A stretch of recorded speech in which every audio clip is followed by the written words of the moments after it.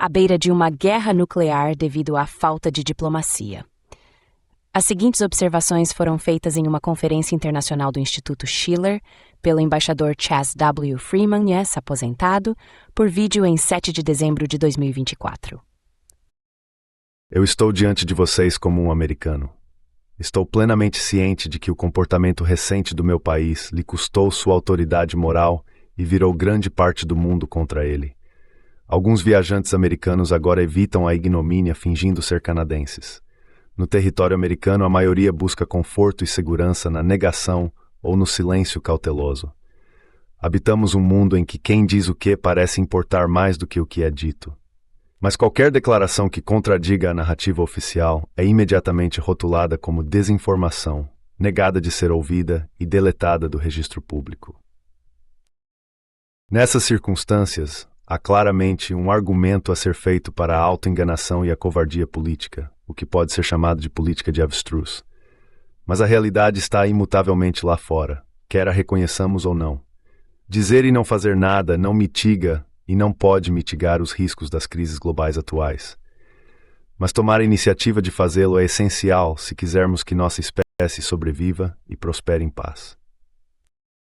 A espécie humana nunca representou um perigo tão grande para si mesma como agora. Se a mudança climática induzida pelo homem não tornar nosso planeta inabitável, várias guerras nucleares em andamento podem muito bem fazê-lo. No mundo bipolar da Guerra Fria, a crise dos mísseis em Cuba lembrou a todos os riscos para a existência humana que uma troca nuclear implicaria. Depois disso, líderes tanto em Moscou quanto em Washington decidiram evitar uma guerra que pudesse escalar para o nível nuclear. Nos estágios finais da Guerra Fria, as relações cooperativas entre os Estados Unidos e a China descartaram qualquer pensamento de uma troca nuclear entre os dois. Índia e Paquistão, outro par nuclear, mostraram que potências nucleares poderiam lutar sem necessariamente escalar para o nível nuclear. Mas o mundo mudou, e a alergia nuclear que induzia cautela não é mais o que era. A ordem mundial humanitária, que os vencedores da Segunda Guerra Mundial imaginaram, expirou. Violações flagrantes do direito internacional, invasões, genocídios, expansões territoriais, graves violações dos direitos humanos, agora ocorrem com impunidade. Nas ordens baseadas em regras unilateralmente afirmadas que estão substituindo o direito internacional e a cortesia, os fortes mais uma vez fazem o que podem, enquanto os fracos sofrem o que devem. O ditado de que uma guerra nuclear não pode ser vencida e nunca deve ser travada foi deixado de lado, à medida que todas as 9 potências nucleares introduzem novas ogivas e veículos de entrega e aumentam suas ameaças umas às outras. A imprudência tornou a guerra nuclear entre a Federação Russa e o Ocidente coletivo uma possibilidade iminente. China e Estados Unidos estão se preparando para uma guerra sobre Taiwan, que ambos reconhecem que pode se tornar nuclear. A Coreia do Norte promete responder a uma tentativa de mudança de regime com um ataque nuclear aos Estados Unidos. Israel busca uma guerra para eliminar o Irã como um contraponto às suas políticas genocidas e expansão territorial, e não descarta o uso de seu arsenal nuclear para alcançar esse objetivo. A ausência de meios eficazes de comunicação entre potências nucleares aumenta o risco. Acordos-chave de controle de armas expiraram ou foram abandonados. Ninguém busca substituí-los. Atualmente, não existem mecanismos funcionais para controle de escalada entre beligerantes armados nuclearmente. O diálogo diplomático entre as grandes potências nucleares é raro ou inexistente. Em seus 4 anos como secretário de Estado, Antony Blinken não visitou Moscou uma única vez. O ministro das Relações Exteriores da Rússia, Lavrov, foi recebido em Washington pela última vez há 5 anos. Em vez de se ouvirem, Washington e Pequim trocam infrutiferamente pontos de discussão combativos. Israel e Irã superaram Washington, Moscou e Pequim em demonizar e ostracizar um ao outro. Na ausência de uma visão de paz apoiada pela diplomacia, a tendência para uma maior escalada na Ucrânia, Ásia Oriental e Estreito de Taiwan continua sem cessar. A Ucrânia resistiu valentemente à invasão da Rússia, mas agora perdeu claramente a guerra. Está militarmente exausta.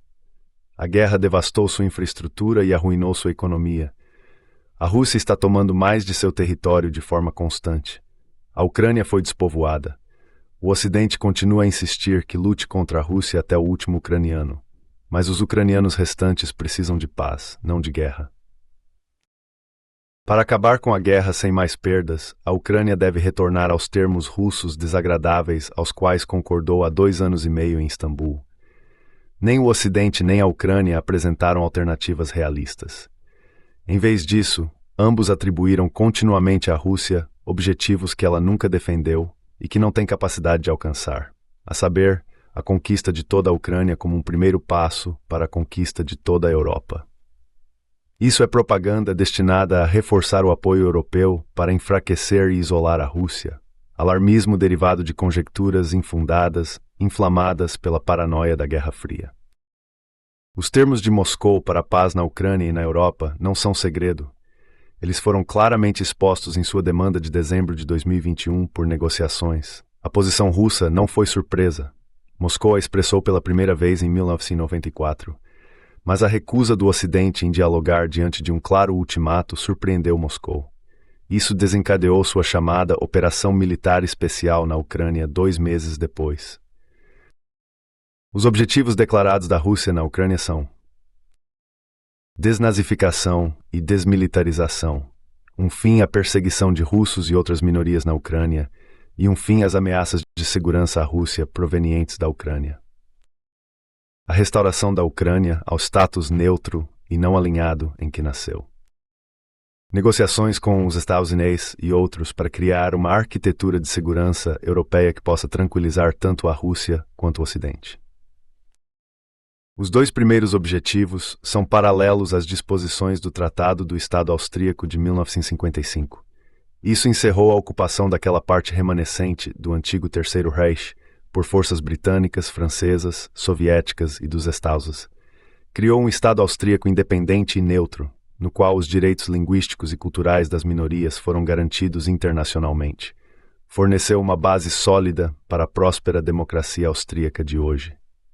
Estabeleceu um precedente sobre o qual uma Ucrânia neutra, independente e democrática ainda poderia ser construída. Tal Ucrânia seria tanto um buffer quanto uma ponte entre a Rússia e o resto da Europa. O processo de adesão ao EUR poderia curar muitos dos males atuais da Ucrânia, entre eles, sua notória corrupção. Vale notar que a Rússia nunca se opôs à ideia de a Ucrânia se juntar à União Europeia. A parceria para a paz, que a Rússia aderiu em junho de 1994, tem o potencial de se tornar um sistema de segurança cooperativa para a Europa, apoiado pela OTAN. A história europeia antes da Guerra Fria demonstra que, sem a participação russa na gestão da paz e segurança, a Europa não pode ser estável. Dado o repúdio de Kiev aos acordos de Minsk e o sangue que a Rússia derramou para proteger os falantes de russo nos oblasts que anexou oficialmente, Moscou espera mantê-los. Há pouca dúvida de que isso está de acordo com a vontade de seus habitantes. Mas a Rússia precisa dissipar preocupações no Ocidente sobre suas intenções estratégicas. Isso é um pré-requisito para a conquista de uma paz estável na Europa. Por mais relutante que possa estar, a Rússia deveria considerar permitir referendos supervisionados internacionalmente nas partes da Ucrânia que ocupou. Na Ucrânia, assim como no conflito coreano, o fim dos combates provavelmente seguirá, em vez de preceder, as negociações. Um armistício ao estilo coreano perpetuaria tensões e animosidades, em vez de criar uma paz ucraniana sobre a qual uma paz europeia mais ampla possa ser construída.